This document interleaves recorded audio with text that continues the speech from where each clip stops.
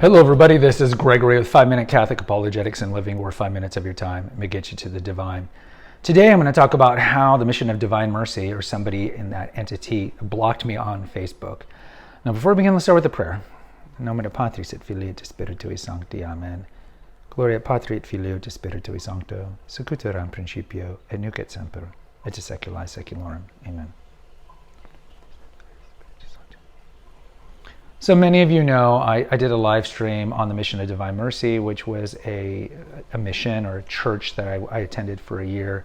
That honestly, I love the Mass. That I mentioned in the live stream that I love the Mass, and I miss going to that Mass greatly. And I apologize for the audio quality on that, because I wasn't necessarily planning to do that live stream, and I just decided to do it. So I know the audio quality isn't the best, and neither is the visual quality of it. So my apologies to that.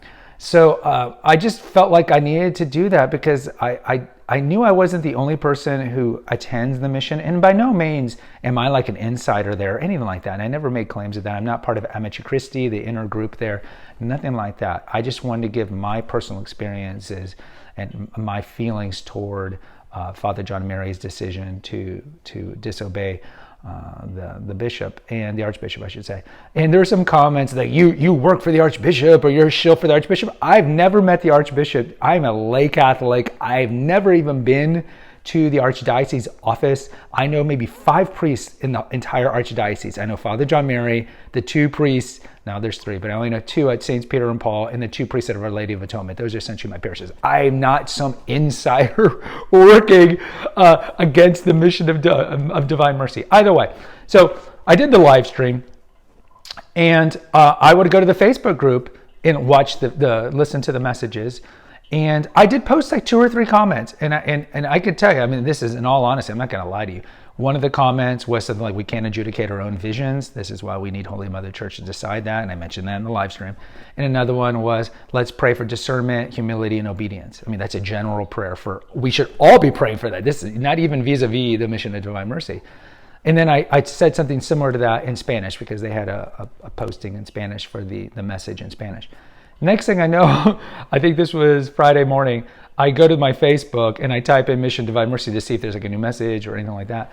Doesn't show up. So I was blocked, because I know that the page is still up, but I am blocked. And so I'm thinking, well, it's not like I was posting hate speech. I mean, if there might be very, very strident, vociferous supporters of the mission who think that those 3 comments were hate speech, but it's not. It's not. What I posted was not hate speech. I wasn't interfering with other people posting their comments.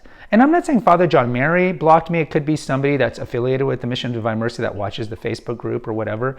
But I don't think that was called for. What about just having an open dialogue? Just having an open discussion.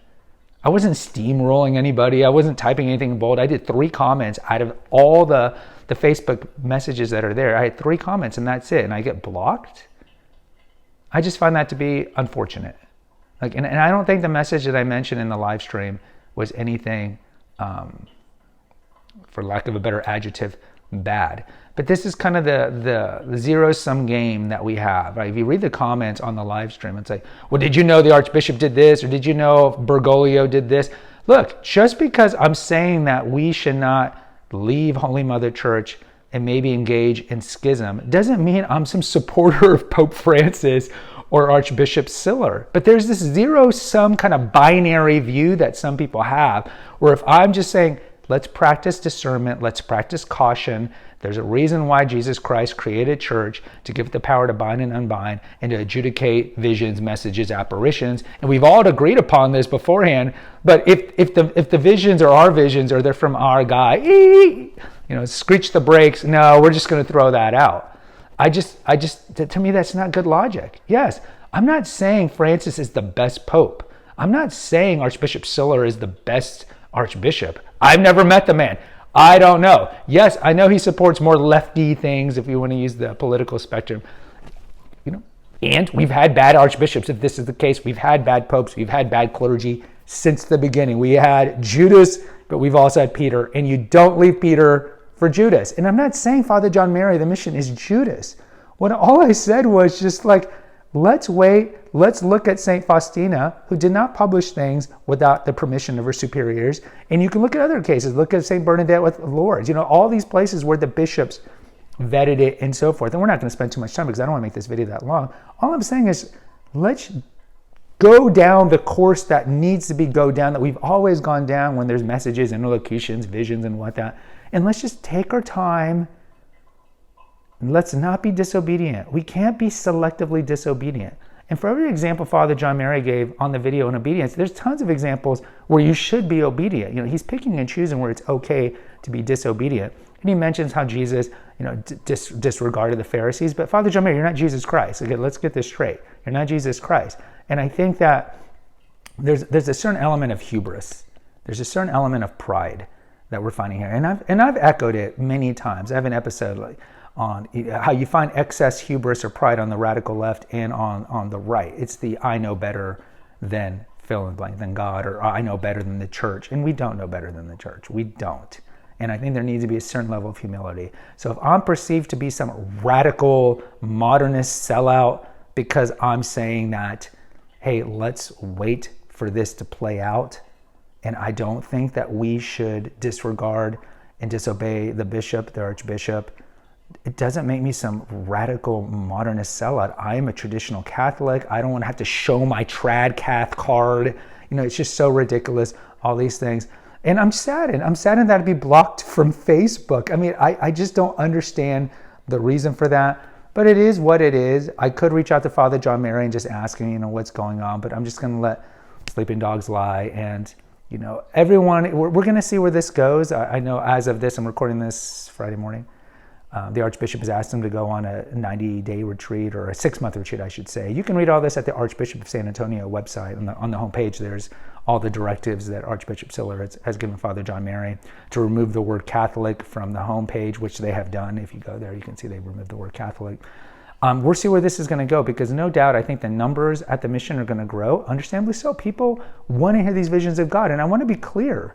I'm not saying these visions are not from God, or these interlocutions are not from God. I'm not saying that they aren't. I'm not saying that they're not. I don't know. I'm not hearing them. I like Father John Mary. I think that his apostolate is great. You should know him by their works. I agree with all these things. But I don't think I'm some crazy weirdo if I just say, I don't know. Let's let the church figure this out. But understandably so, you're going to see people that are going to go to this place because somebody is receiving interlocutions from God. Right? And the message, if you listen to the messages, are wholly consistent with Holy Mother Church and the deposit of faith. So people are curious. People are hungry. People are hungry for this kind of stuff. Understandably so. So people are going to go there. The Archbishop has laid down the law. Understandably so. Look, if you have an employee who's not preaching the party line, what do you expect him to do? If you have a priest in your archdiocese who says that Pope Francis is not the CEO, so to speak, what do you expect him to do? And I go, oh, you're an apologist for Archbishop. I'm not an apologist. What do you expect him to do? So now you're going to just see what's going to happen. Is the mission going to agree to what the Archbishop says? Maybe not, probably not, but you never know. There's going to be legal stuff that we don't know about, that maybe because of the legal stuff, the mission will listen to the Archbishop, not because he's the Archbishop, but because they don't want to get in legal trouble. I don't know. Post in the comments if you're part of Amici Christi, or if you know what's going on over there, post in the comments. And somebody mentioned, they've been telling the Archbishop, excuse me, about the missions for some time. The Archbishop has ignored them. I don't know. Maybe that's true. But even if that's true, it's the Archbishop's purview as the Archbishop to decide what to do when a priest or a religious or somebody in the archdiocese has private messages from God. It's in his purview. So again, we can't be selective in our obedience. We wouldn't do that with our children. It's okay for you to be obedient sometimes, but disobedient other times.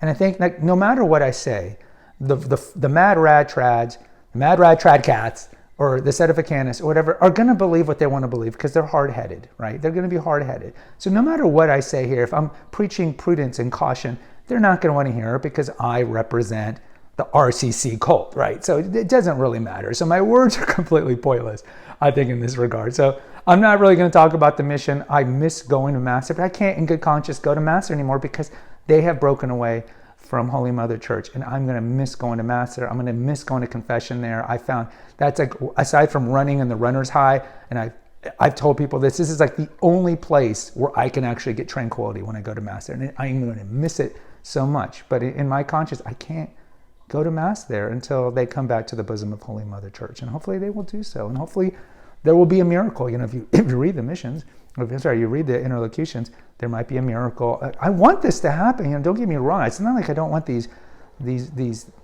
messages to occur. I want them to occur. All I'm saying is that we should practice some caution and prudence and let them be vetted.